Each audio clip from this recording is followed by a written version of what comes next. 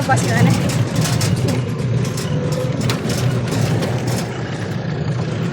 हामी चाहिँ जाँदैछौँ नि घर।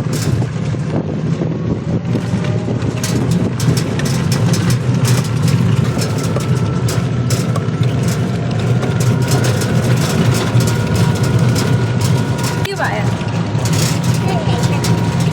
नराम्रो लाग्यो क्या। हेलो साथीहरू, नमस्ते, गुड मर्निङ। हामी चाहिँ आइपुग्यौँ घर होइन। मोरङदेखि घर आइपुग्यौँ। अनि घर आएको भोलि चाहिँ सराद छ। अनि सरादको लागि टन्ना सामानहरू पनि उदैदेखि किनेर ल्यायो, चोकदेखि बजारदेखि। अनि साथीहरू 2-4 दिन घर छोडेर गएको। हेर्नु न, अहिलेसम्म मेरो बुढाले घर पनि बढार्नु भएको रहेन रहेछ। छोरी मान्छे नहुँदा घरमा के हुन्छ, तिमीहरूको काम के छ भन्छन् नि। देख्नुभयो, एउटा घर बढार्ने पनि उता छैन क्या छोरा मान्छेहरू। के गर्नु, अहिले सुने भने फेरि छोरा मान्छेले पुग्छन्। अनि त्यही भएर चाहिँ हामी आयौँ घर। अब के खानेकुराहरू बनाउने, रोटीसोटी बनाएर खानुपर्ने छ होइन आज चाहिँ। अनि भोलि चाहिँ श्राद्ध गर्नुपर्ने छ। अनि आइपुग्यौँ घर, गलेर एकदमै धेरै टायर्ड भएर आइपुगेको छौँ हामी चाहिँ। हेर्दै गर्नु होला। अब म चाहिँ एकपल्ट घर क्लिन हान्छु। सास परेपछि घर बढार्नु हुन्न त भन्छन्, तर नबढाइ नहुने भएको छ मेरो चाहिँ अवस्था आज। ओके, पुरा फोहोर गरेर फोहोरी भएर घर। अनि बिचोक छ 2 दिन घरमा नहुँदा यस्तो पनि हुँदो रहेछ। छोरी मान्छेको महत्त्व बुझिराख केटाहरू, छोरी मान्छेको महत्त्व बुझिराख। घरमा नहुँदाखेरि के छ तिमीहरूको काम, घरकै त्यही गर्ने त हो नि भन्छन्। घरको काम गर्नको लागि कति गाह्रो हुँदो रहेछ। एउटा घर बढार्न पनि छोरा मान्छेहरूको हिम्मत हुँदैन रहेछ क्या भन्ने कुरा चाहिँ अहिले आएर मैले प्रुभ गरेँ। तर मेरो बुढा जस्तै अल्छी सबैजना नहुन पनि सक्नुहुन्छ। अल्छी त के भन्नु, खेतमा गएर मकै सकै भाँचेर होइन, सबै मकै कामहरू सकेर जुत्ता पारेर राख्नु भएछ, छतमा लगेर सुकाउनु भएछ।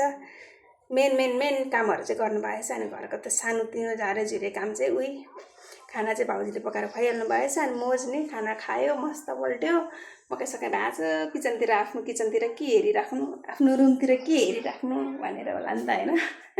अल्छी मान्छे भएपछि यस्तै हुन्छ। अब सरसफाइ हाँक्छु। आज र भोलिको भिडियो चाहिँ एउटै हुन्छ, हेर्दै गर्नु होला है त। हस्, आज चाहिँ हामी गर्नुपर्ने श्राद्ध हो। अनि म चाहिँ पिठो चामल भिजाएको छु रोटी पकाउनको लागि, मेथी हालेर। अनि म चाहिँ चामल तार्दैछु यता होइन।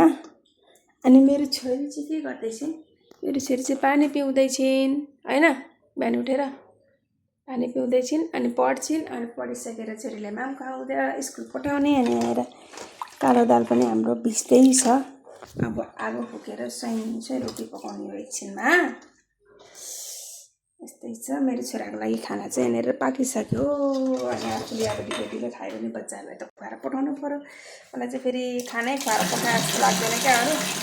मलाई चाहिँ खानै खुवाउनु पर्ने हुन्छ स्कुल जाने कुरा चाहिँ मेरो छोरालाई। जहिले पनि दाल माम चाहिँ खुवाउनै पर्छ, अरू त खुवाएर हुँदैन। त्यही कारण माम रेडी भइसक्यो। यता चाहिँ मैले सेलरोटी पकाएर रेडी पारिसकेँ। सेलरोटी चाहिँ यस्तो भयो, खासै पारा परेको त भएन, मलाई हतार भयो। अनि ग्यासमा पकाउँदाखेरि चाहिँ एकदमै धेरै फुलेन क्या, ग्यास सानो भएर। अनि यहाँनिर चाहिँ अचारको लागि आलस भुट्दैछु भने यता चाहिँ हाम्रो श्राद्ध सुरु हुन आँटेको छ। गुरुबा पनि आउनुभयो। अनि यहाँनिर के टिप्दै हुनुहुन्छ श्राद्धको लागि होइन, नामहरू के चाहिँदो रहेछ नि त। अनि यहाँनिर चाहिँ मैले सिधाहरू पनि रेडी गरिसकेको छु। यता चाहिँ सिधा हो। अनि यहाँनिर केटाहरू पनि कलेजदेखि आएर चाहिँ काटकुट गर्नको लागि हामीलाई हेल्प गर्दैछन्। हामी चाहिँ खाना पकाउन लागेको। अनि अचारको लागि काटकुट गर्दैछन्। अनि यता छोरीले चिया पिउँदैछिन्। यता जेठानी दिदी चाहिँ खाना पकाउँदै हुनुहुन्छ।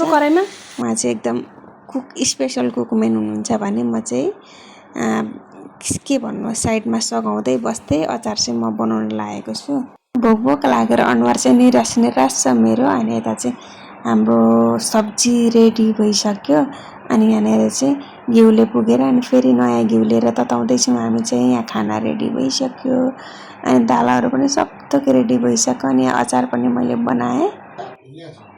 अनि यहाँनिर पिण्डहरू सेलाउन जाने ओर्ने पनि अब हुन आँटेको छ। यताको पनि सकिन आँट्यो। बाहुन बाजेले पनि पढेर सक्न आँट्नुभयो। श्राद्ध पनि सकिन आँट्यो। हाम्रो खानापिना पनि उता रेडी हुँदैछ। रेडी भइसक्यो भन्दा पनि हुन्छ। अब यताको सकेर चाहिँ हामी चाहिँ खाना खान्छौँ। हाम्रो बुवा आमा चाहिँ यहाँनिर हुनुहुन्छ। कति वर्ष पछाडि हामीले यसरी श्राद्धहरू गर्न पायौँ, नभएदेखि चाहिँ घरमा कोही पनि हुनुहुन्न थियो र श्राद्ध गर्न पाइँदैन थियो नि त। अनि म चाहिँ आज साडी लगाएको छु नि त म, अनि साडी लगाएर कस्तो देखिएँ भनेर देखाउँदैछु।